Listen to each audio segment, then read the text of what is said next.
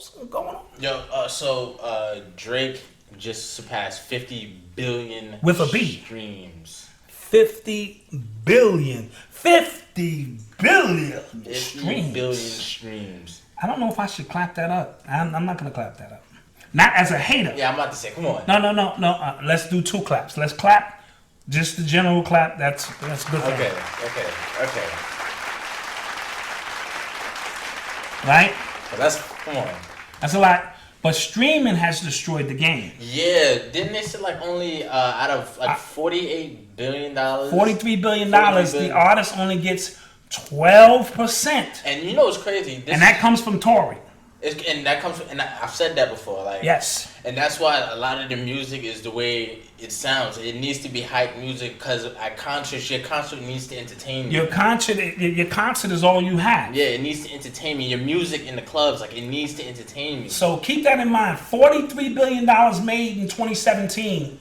That's the latest from Business Insider report, and only 12% went to the artist, and most of that came from touring. So think about the deal structures too. The 360 deal, which Leo Cohen. Right? This This all goes back to Leo Cohen. Yeah. It used to be a time you got all your money from anything you did outside of selling records. Yeah. So if you went on tour, if you was in a movie, if you got a Pepsi deal, if you sold merchandise, they have found a way to take you niggas and put you in a 360 deal where they get a piece of all of that. So imagine 50 billion streams. Let's just say... And he was getting robbed. Let's say, take 10% of that. It's 5 billion. Let's say 5 billion people. Let's take 10% of that. It's 50 million. Imagine 50 million people bought his record. Do you know what kind of money would be in his bank account? Yeah. Right? Remember, he was under Cash Money, which is under... He was under so many people. He was under Young Money, Shit, which is I under think he Cash might have been Money. under me. You know, He was under Young Money, which is under Cash Money, which is under Universal. So now he just which signed, is under Jay Prince, and you know. So now, yeah, exactly. So now he's just under Universal. Right. Okay. So now he will start seeing a little bit more of his cash. Yeah, but 50 billion streams. That means nobody's buying records anymore. Yeah. Right? Now, I don't know if all these numbers are fabricated. Some of them are, some of them not. But you only needed 1% of 50 billion. Yeah. Right? To purchase your records, and you rich for life. So this streaming was a gift and a curse. Right? So you got to be very careful now. Didn't he sign like an exclusive deal with Apple too? So I don't know if all of them Yes. Yes. So we have a unique situation. So we clapping, but you artists, you better get it together. Leo Cohen is already telling y'all what this is, and he's already dropped some hints of where the next move of this is going. Yeah. Right? So they hit you with the 360, screwed you. First of all, the artists were screwed for years.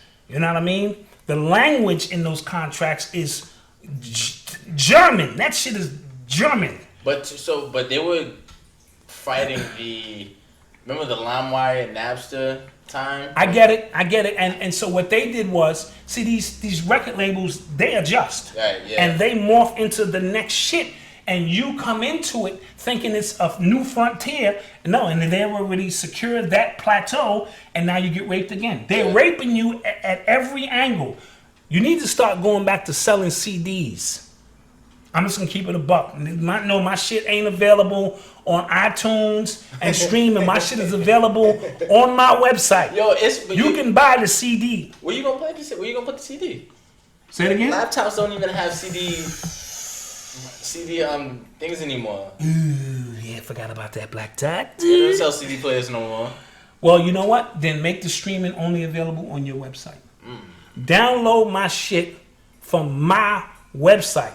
Okay. If you're trying to support me as an artist, because other than that, 50 first of all, I forget what artist said they streamed his shit 35 million times and he got like $10,000. Wasn't it like Pharrell? No, it wasn't Pharrell. It was one of them jazzy kind of R&B dudes. Somebody in the chat room know who I'm talking about. He came out with that song. It escapes my mind. Oh, okay. But you know who I'm talking about. He was on one of them shows, And it ain't a lot of money in that. It's really not a lot of money in streams because when everybody can get your music, say it with me, nobody gets your music. It's like nothing. It's like. But I do feel that the 50 billion number is kind of made up. I think it's okay. So let's just say 30 billion. But no, still, that's still a lot of fucking streams. Still mad streams. It's a lot of streams. And that just pushed Drake. He's really like the #1 artist in the world. Yeah, absolutely. Based on streams, the streaming era. See, Jay-Z and them were caught the very end of the CD era. Yeah. Right. So they was getting hardcore cash because Jay-Z owned his own masters, Diddy owned his own masters. A lot of them owned their own masters, so they were getting a nice piece of the pie until this shit transitioned into streaming. And that was to, like you said, to defeat Napster and a few of the sharing. Yeah, LimeWire. LimeWire, because I was on that shit. Shout out to LimeWire. Once I found out I ain't got to buy these albums, I was like, yo, fuck that shit. You know what I'm saying? I ain't buying that shit. Unless I really rock with you, then I would still buy your music. So now, what's next after streaming? What's next? I don't know. I'm going to have like some shit, a chip in my head where I can just bleep and just walk around playing your shit in my head. I mean, what's next? Dude. But this, so the fabricated numbers thing goes into Tidal. Tidal, yeah. Right? Yeah. So on Vice, they ran a little segment talking about Tidal is fudging their numbers. Okay. Specifically for the Life of Pablo and the Lemonade albums. Oh, specifically, okay. Yeah. I forgot what company it was. It's some Norwegian company, and they kind of just broke it down to how those numbers, like out of 3 million subscribers that Tidal has, 300 million streams. That means each one of us would have to play the song like 1,000 times or something. Or something really, something like that for 18 hours. For 18 hours straight. Something crazy. So and then like they showed how they broke down the numbers or how like they had one account and it said that from that one account it was 18 hours. It was 18 hours of Lemonade being played, but from like different devices. From that same account. Yeah, and it all all of the song time started at the same time. Oh, yeah. So, that's crazy. Yeah, so. And here's the thing with that, just in my humble opinion, when you only have 3 million subscribers, it's very hard to make sense of those kind of numbers. Right. Whereas if iTunes has 30 million subscribers, 50 million subscribers, it's easier for them to fudge numbers because it's harder for you to track. We're dealing with numbers, and I know Jay-Z said men lie, women lie, numbers don't, but these numbers, they don't add up. Yeah, so apparently they're saying that the hard drive that they got this information from was stolen. It could have been tampered with, blah, blah, blah, blah, blah. And what is Jay-Z and his team saying about this? They're saying they're going to take it to court, that it's a lie, that it was, stolen. That it was... And somebody's trying to, it's a war. They're trying to get them out of it. This is what corporate warfare looks like. Gotcha. You know what I'm saying? Like, they're really trying to discredit, and again, it goes down to how we view money, right? So his money is not as long as Apple's money. We think it is. We think, billionaire, him and his wife, I keep telling y'all, but it's not. Jay-Z has no money. He's at the very top of the bottom. Okay? Right. So that $1 billion will be gone in 30 days if he had to allocate that money. Now, with that being said, at least he's in the barrel, right? Niggas like us, you gotta lift the barrel up. And we under that shit. You know what I mean? But our perception of money, because we don't have any, when we hear billionaire, we think, oh, he's getting it on a hood level. Yeah. But in terms of the movers and shakers, it's not enough money. And is that all liquid, or is that money tied up in a whole bunch of other stuff? So we have to change our perception of money, where Bezos is worth, the guy from Amazon. What's his name? Bezos? Jeff Bezos. Jeff Bezos. He's worth $150 billion. So he alone could shut down, if all the black athletes and everybody got together, Bezos alone could shut them down. So be careful when we start saying, well, this one needs to do that. It's really not that simple, just from economic base. And I'm not an economic major, but I do know $1 billion is not no money. Yeah. Especially if you're going to go to war against the machine. Big bank take little bank. That's just the way it goes. You know what I'm saying? Yeah. So when we start talking about taking down white supremacy, we got $1 billion. That's a joke, right? So understand that this is a game that's played, and you have to, stick and move and find, little niches to make subtle changes that eventually will make greater changes as time goes along. So I never lean on Jay-Z, and just for me, saying, well, your money alone could change. No, your money alone can't stop the shooting in Chicago. It may stop it for a couple of weeks, but they'll be back to business. You know what I'm saying? So, but I want to take another angle on this Jay-Z situation, right? Bear with me out there in the chat room. Jay-Z owns a black-owned company, right? And we preach that we need to buy black. Why is not every single black person in America a member of Tidal, including us? I'm asking the question because we deal with transparency here. I keep saying I'm a join, but I'm like, fuck it, I got iTunes, all my devices are Apple. Or is there something deeper that we want to see black people succeed, but not that much? And this is what I'm asking because in one stance, it's a lot of Jews who don't like each other, but they spend their money with each other all the time because it's been ingrained with them for 400 years. So I'm going back to my original 400-year statement of understanding how money works in this country, and we are so far behind that we don't even understand that we are supposed to all be members of Tidal irregardless, just so we can see a black man and black company rise. Or has Jay-Z thumbed his middle finger up at us for the last 20 years and fuck him? This is what I'm asking in the chat room. Okay, so this is what I would say to that, right? Okay, you have the floor. So I think like last year, I wrote an article on Urban X at NYC talking about rappers and their egos and how that's their biggest downfall, right? Mm-hmm. So usually when rappers come out, they making money. What do? They talk shit. I got more money than you. That's what they rap about. I got more money. And then as soon as they're not hot anymore, what do? They go on radio shows, promoting albums nobody know they got coming out. You know what I'm saying? And ask for support. So at that point, we don't want to support you because we already told this, you got more money than us, you don't need this. That's all you rap about in your song. And that's all Jay-Z has rapped about his whole life. I was talking about this the other day. The Blueprint 3, I was in high school, and I was just like, yo. Yeah. All he did on this album was talk about how much more money he has than anybody. Absolutely. Now, with that being said, to be fair, some people will say, well, that's what hip-hop is about. Hip-hop is a really braggadocious... But at some point, hip-hop is also empowering. Yes. Hip-hop is also inspiring. Hip-hop can also be motivating. You know what I mean? So there's different facets of it. We was bragging when we didn't have anything. True. Once you acquire something... You know what I mean? Should there be a different conversation? Somebody said Tidal is not black owned. Okay, time out. Okay.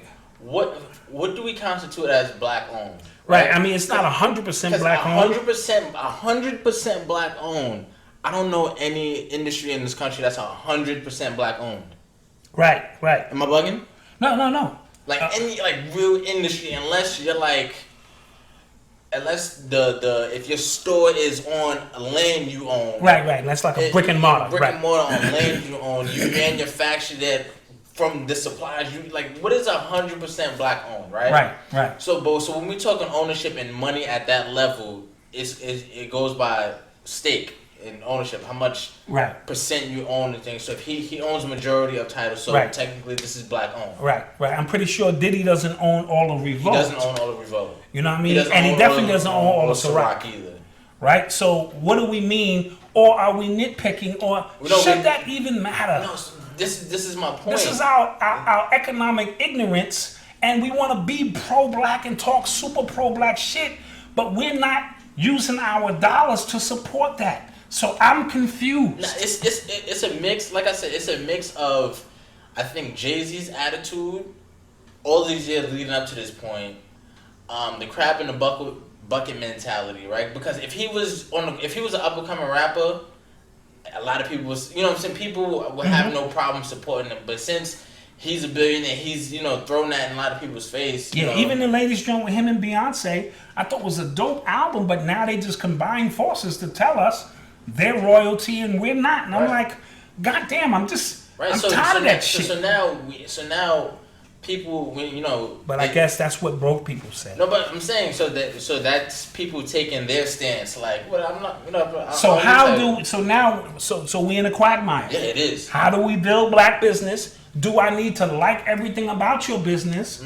Right? It's the same thing when you go into a black restaurant. We talked about this last week, and they got an attitude. And I'm like, God damn, I'm here to support you, and they got an attitude. So that 400-year gap.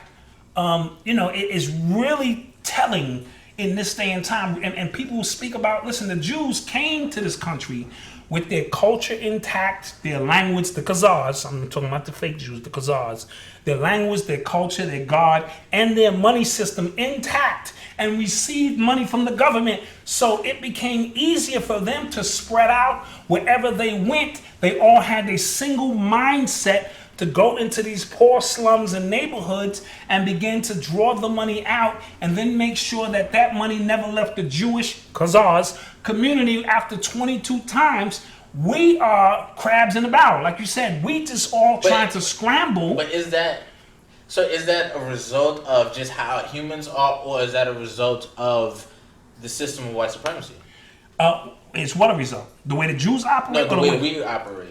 I think the way we operate, it's a system of white supremacy, keeping us divided, not understanding, again, the power of economics. You know what I'm saying? So we think power, when I hear black power, I'm like, okay, that shit sounds great, but what does it mean? Does it mean we have a standing army? Does it mean we have a flag, a universal flag we're flying? Does it mean that our money will be spent only with us? Could you possibly... You can't spend your money with all black people. It's virtually impossible. Right. Unless you're talking your local bakery or this and that. I'm talking major manufacturers, your cars, your your homes, your electronics. All of these things are, support white supremacy whether you want to or not. So it goes back to the 400 years. We got a long way to go, because if I don't like you, why am I building you up? Fucking Diddy sells liquor to black people, right? And we're gonna get into that because what's this guy's name? R&B singer said Eric Benet. Eric Benet basically said, if you talking drugs and violence and this, you are the face of white supremacy. Fat Joe said, it was disappointing. He said, no, that's some real. I've been saying that shit for 20 years. Your favorite rappers are damn near agents, right? If you coming into my community and our community suffers from what? Diabetes, drugs, alcoholism, broken homes, all of these things, and yet you come in under the banner of this. You a goddamn agent. I don't care how you dress it up. You got your Pepsi deal. Pepsi's fucking black kids up, right? Mm-hmm. So it should not be promoted. If you drink it, that's on you. But alcohol is fucking us up. But it doesn't matter. It's legal. It's what's killing our community. Kentucky Fried Chicken. What did Mary J. Blige do? A Burger King commercial? Burger King Whoppers. Yeah, she's singing some shit. That shit is fucking our community up, right? But corporations is cutting these checks. And now, everybody's going out for themselves. And this is why when real things take place in your community, rappers have to get permission to come to your community to address those situations. Yeah. Hip-hop artists like KRS-One, Chuck D, and all of them, they can come into the community because they still represent the community. Right. And hip-hop artists were supposed to be the voice of the community. Doesn't mean they can't kind of get themselves a check here and there or two, but they never defy the laws of hip-hop, and they come out and support. Yeah. You know what I'm saying? So Ciroc is cheap liquor. Now, Jay-Z is selling Armadale. That shit is $800 a bottle. We can't drink that shit, so that shit ain't affecting us. But Ciroc is cheap liquor. You know what I mean? Yeah. And, when we're partying, I get it. But at the end result, how can we all look each other in the face and these rappers are promoting this full time, and their favorite line is, well, if you watch what your kid's doing, you a goddamn liar.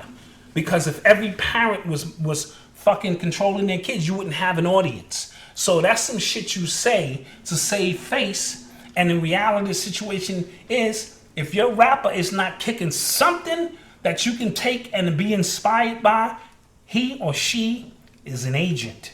I said that in Hip Hop Decoded 15 years ago. It's chapter 2. It's I think it's a weird position, right? Why? No, not for rappers to promote that type of stuff, but it's a weird position. Again, we're trying to support people, but the way they put, like, it's a weird dynamic because we allow the people to middle finger us, and we still support them. Jay-Z said, I sell drugs, I fuck Brooklyn up. And we go, yeah, clap that up. You know what I'm saying? We still want to support you. I don't give a fuck about you. You ain't shit. Well, clap that up. So no one respects us. We have to be clear about that, including the hot sauce lady. Yo, dude, I Hillary Clinton said hot sauce. It was a clear a shot at all of us because they know we're gonna give them our votes anyway. Yeah, I'm just saying, like, I always say, like, the dynamic between rappers and their fans is fascinating. Like, it is, to say the least. Like, you don't. And I don't want to. Yeah, and I don't want to hear, oh, this is reality. No, reality is what we make it. Let's be clear on that. Yeah. So we could, just as much as we can talk about all the negative shit that goes on in the community, we can start putting some positive vibes out there and create the reality as we go along. That's just the way magic works. So real quick. So what do you say to the mom and pop black-owned liquor store in the neighborhood? I've always been against it. I've always been against it just because it's legal. However, I do understand that each individual has to make his own decision on how they live life, right? So the liquor store, there are times when I want to go down to the liquor store. No, I'm talking about just from a black business ownership standpoint too. Well, it's a great business if you're just looking at numbers. Niggas gonna drink, right? If niggas gonna drink, why shouldn't I make the money? Why should the white man make the money? And that's the mentality of it, and I can't really knock it. Right. In that sense. That's what I mean. It's a weird dynamic too. Like, you want to support these people, like you want to. Absolutely. But at the same time, like, they're killing the community. Like, you know, what they're preaching, what they're selling is kind of killing the community too. So at the same time, because it's the overindulgence of these particular things. And, you know, we got to talk about that. We need to own more funeral homes. Am I wrong? Because I want to open up a line of Black Dot and Dotson funeral homes. Black Dot and Dotson funeral homes. We care for your dead. You know what I mean? Come on through. You got the towel. Got the towel. Sorry about your loss. We here at Dotson and family. You know. And then I find out from you, like, how much was the life insurance policy? It was $12,000. Yeah, that's gonna cost $11,500. That's gonna be the best we can do. Praise God. We can't go any lower. And then you have one viewing. One viewing. The lower half of the body. Yeah, the lower half of the body. Half of the body. And then once we bury him, we're gonna wait 6 months, and we're gonna come get that coffin because we could put that coffin on somebody else, and then you come back. Cause, you know, let's face it. You ain't coming back to see your loved ones every 10 years. I always wondered, what do they do when these cemeteries run out of space? No, they don't. I'm giving it up to you. So they recycle, right?